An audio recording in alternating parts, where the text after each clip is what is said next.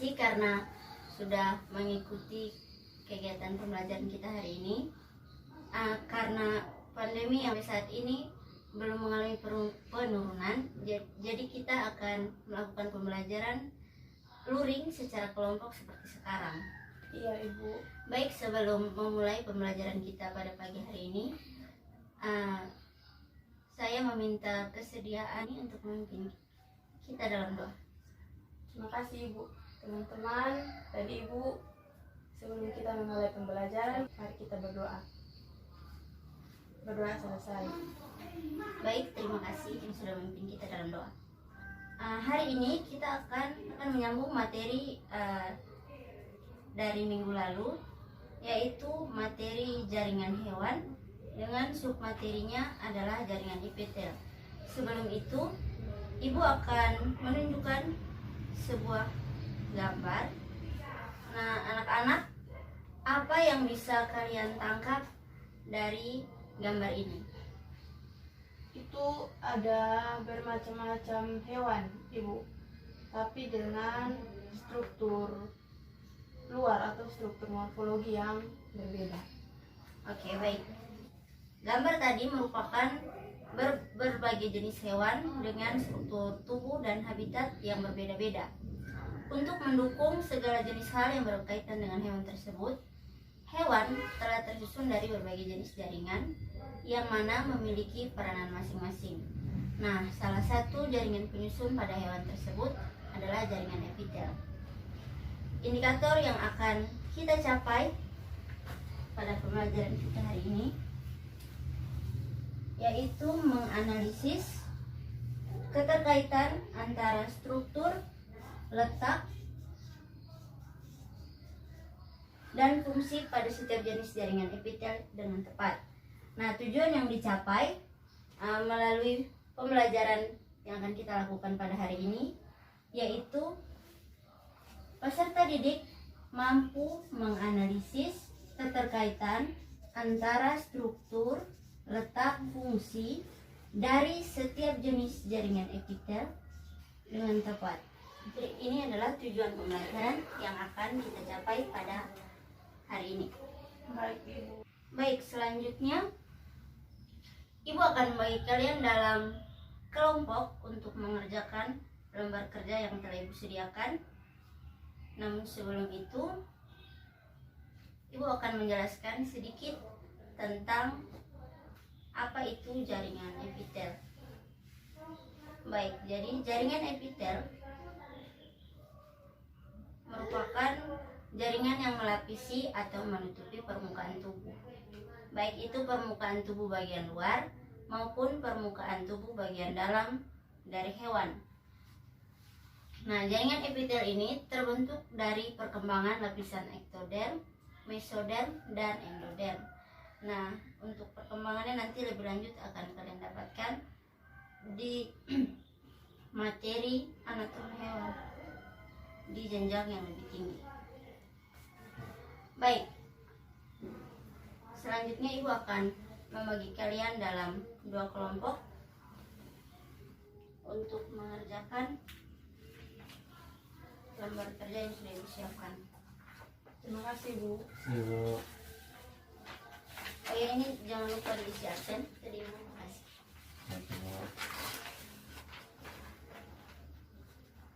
Waktu untuk kalian mengerjakan lembar kerja adalah 20 menit dimulai dari sekarang. Baik Ibu.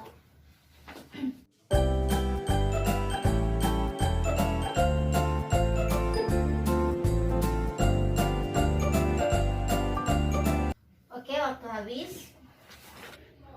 Sudah Ibu. Sudah Ibu. Sudah? Ya, Ya. sudah. Oke, baik, kita mulai.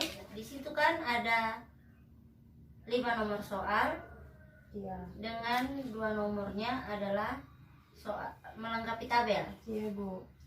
Nah, jadi di sini kita hanya akan mendiskusikan 3 soal saja, yaitu soal nomor 1, nomor 2, dan nomor 3. Ya. Untuk soal nomor 4 dan nomor 5 nanti itu biar Ibu yang akan memeriksanya sendiri. Baik Ibu. Untuk soal nomor 1, siapa yang ingin menjawab? Saya. Oke, Uni silakan. Baik, terima kasih. Jadi soal nomor 1 yaitu jelaskan secara singkat pembentukan jaringan epitel. Jadi sebagian besar jaringan epitel tumbuh dari lapisan ektoderm dan endoderm. Walaupun ada sejumlah epitel yang berasal dari mesoderm, dari lapisan ektoderm misalnya epitel kulit dan derivatnya seperti rambut dan juga bulu. Kemudian dari lapisan endoderm melapisi bagian dalam tubuh, misalnya epitel dinding duodenum. Sementara itu jaringan mesoderm yang berada di antara ektoderm dan endoderm umumnya menjadi jaringan pengikat atau otot.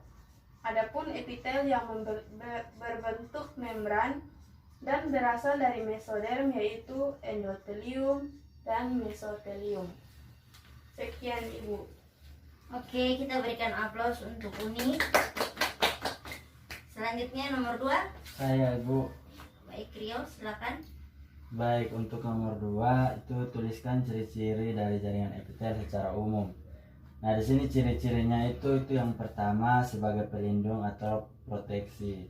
Yang kedua itu sebagai kelenjar atau menghasilkan getah. Yang ketiga sebagai penerima rangsang atau reseptor, disebut juga sensori atau neuropitelium. Yang berikutnya sebagai jalur lalu lintas transportasi zat. Oke, terima kasih Rio. Kita berikan aplaus dulu. Nah, berkaitan dengan fungsi jaringan epitel, yang pertama tadi sebagai pelindung atau proteksi, itu misalnya pada kulit, misalnya jaringan epitel yang terdapat pada kulit dan juga pada rongga mulut. Kemudian fungsi jaringan epitel sebagai jalur lalu lintas transportasi zat, itu artinya jaringan epitel dapat berfungsi sebagai penyerapan zat ke dalam tubuh. Itu contohnya bisa kita lihat pada epitel yang melapisi jonjot usus atau villi, di mana jonjot usus sendiri itu berfungsi untuk memperluas bidang penyerapan di usus halus. Oh iya. Oke, untuk soal selanjutnya, soal nomor 3. Saya Ibu. Soal nomor 3 itu jelaskan pengelompokan jaringan epitel berdasarkan jumlah dan bentuk. Jadi yang pertama jaringan epitel selapis pipi atau squamous. Bentuk permukaannya seperti lantai ubin tetapi tidak teratur. Berfungsi sebagai jalan pertukaran zat dari luar ke dalam tubuh atau sebaliknya pada dinding kapiler darah dan dinding alveolus paru-paru. Oke, itu contoh letaknya tadi. Kita berikan aplaus dulu untuk ini. Rio mungkin ingin menambahkan? Tambah Ibu. Ya, silakan. Baik, saya tambahkan sedikit jawabannya. Itu adapun beberapanya itu yang pertama itu jaringan epitel berlapis pipi pada permukaan kulit, vagina dan esofagus, di mana permukaan epitelnya itu selalu basah. Oke, terima kasih. Kita berikan aplaus dulu.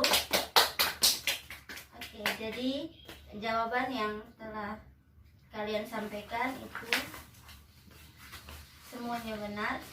Ibu akan menyampaikan sedikit. Selain tadi ada jaringan epitel selapis dan epitel berlapis, ada juga jaringan yang disebut sebagai jaringan epitel berlapis semu. Jadi jaringan epitel berlapis semu ini tersusun atas sel selapis. Satu sel selapis, sel epitel dengan ketinggian sel yang menyusunnya tidak sama. Jadi terlihatnya seperti berlapis-lapis. Padahal itu sebenarnya hanya satu lapis sel, tetapi ketinggiannya itu berbeda-beda. Jadi terlihat seperti berlapis-lapis. Contohnya dapat kita lihat pada trakea. Baik, dari pembelajaran yang telah kita lakukan, mungkin ada dari Uni atau Rio yang bisa memberikan kesimpulan dari pembelajaran kita hari ini. Saya Ibu. Ya, Kalau silakan. yang saya paham hari ini, jaringan epitel itu berfungsi sebagai pelindung Kemudian jaringan epitel ditemukan di permukaan tubuh, bagian luar maupun bagian dalam. Jaringan epitel juga melapisi permukaan tubuh atau lapisan luar tubuh yang dinamakan epitelium. Baik. Itu saja, Bu. Mungkin Ria mau tambah? Tambah sedikit Ibu. Ya, silakan. Jadi teman saya Ibu, jaringan epitel itu dapat dibedakan menurut jumlah sel dan bentuknya. Oke, terima kasih. Kita berikan aplaus dulu. Oke, baik. Jadi untuk pembelajaran kita hari ini sampai di sini. Ibu harap dari lembar kerja yang telah kalian kerjakan, kalian bisa memahami materi tentang jaringan epitel dengan baik dan tepat. Kita kumpulkan LKPD-nya dulu dan absen dulu. Baik, terima kasih. Baik, sebelum mengakhiri pembelajaran kita pada hari ini,